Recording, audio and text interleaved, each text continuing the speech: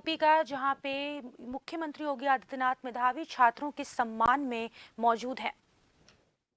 छात्र आज स्वयं मुख्य अतिथि द्वारा मंच पर सम्मानित किए जाएंगे। विनम्र निवेदन माननीय मुख्यमंत्री श्रीमान योगी आदित्यनाथ जी से कृपया मेधावी छात्रों को अपने कर कमलों द्वारा सम्मानित करने की कृपा करेंगे। सबसे पहले इस क्रम में मंच पर आमंत्रित करना चाहूंगी हाई स्कूल यूपी बोर्ड के लखनऊ की छात्रा प्रियांशी सोनी को। करताल ध्वनि से आपका मंच पर स्वागत करें।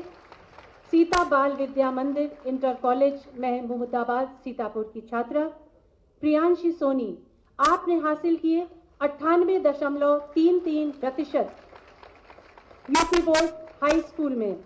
बहुत सारी शुभकामनाएं, बधाई प्रियांशी सोनी को।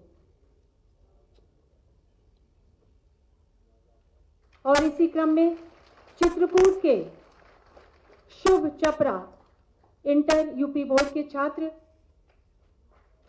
सरस्वती विद्या मंदिर इंटर कॉलेज चरखारी महोबा से शुभ छपरा, आपने हासिल किए 97.80% इंटर यूपी बोर्ड में।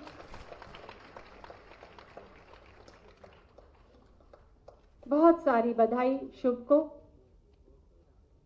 बहुत शुभ दिन है आज शुभ के लिए।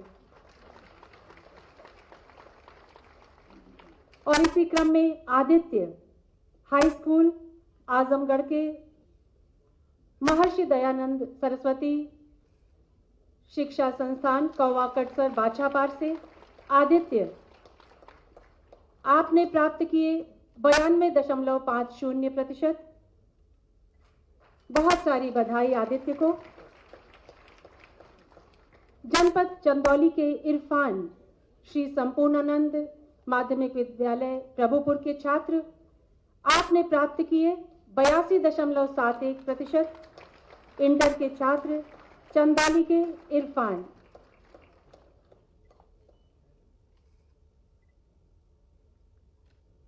रचित जैन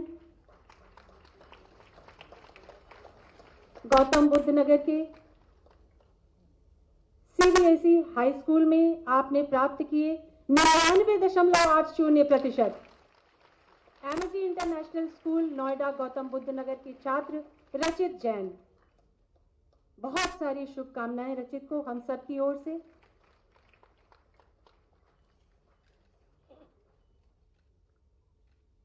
अरिहंत कपकोटी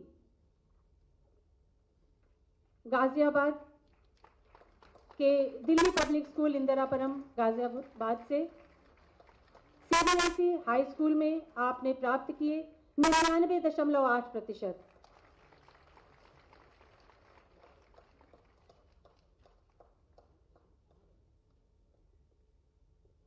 कोशा शर्मा सीबीएसई हाई स्कूल की मुरादाबाद की छात्रा CL Gupta world school Ramganga Moradabad, आपने प्राप्त किए 99.8%।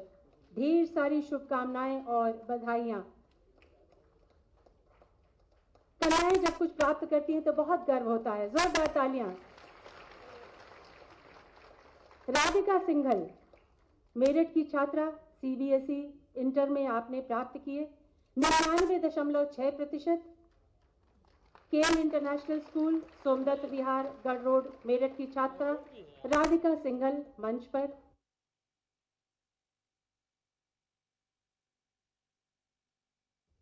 तीन महीने तक परीक्षाएं होती थी।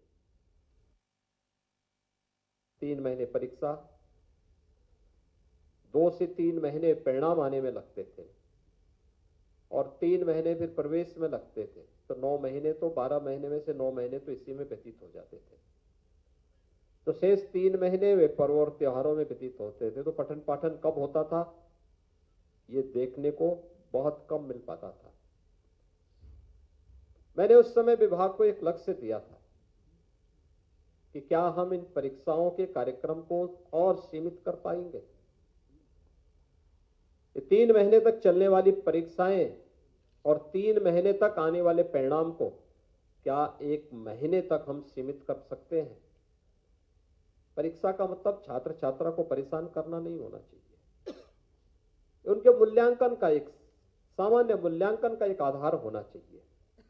और मूल्यांकन का आधार प्रताड़ना से नहीं, उसकी क्षमता, उसकी योग्यता को एक सामान्य परिस्थिति में हम तोल करके देख सकते हैं और परिणाम हमारे सामने आएगा। लेकिन सबसे पहली शर्त नकल विहीन परीक्षा होनी चाहिए। उसमें पारदर्शिता भी होनी चाहिए, उसमें शुचिता भी होनी चाहिए।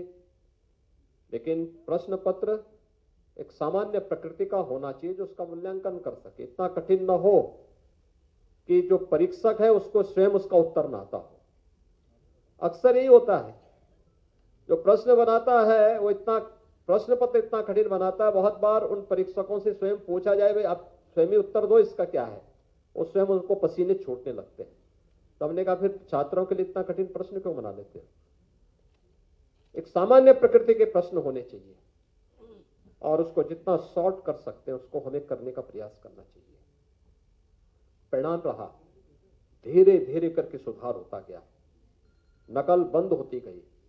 और मैंने पहले दिन इस बात को कहा था, अगर नकल कहीं सामूहिक रूप से हो रही है, केंद्र दीवार होगा, लेकिन छात्र के खिलाफ हम कार्रवाई नहीं करेंगे। विद्यालय के प्रबंधक या विद्यालय के प्रधानाचार्य, व्यवस्था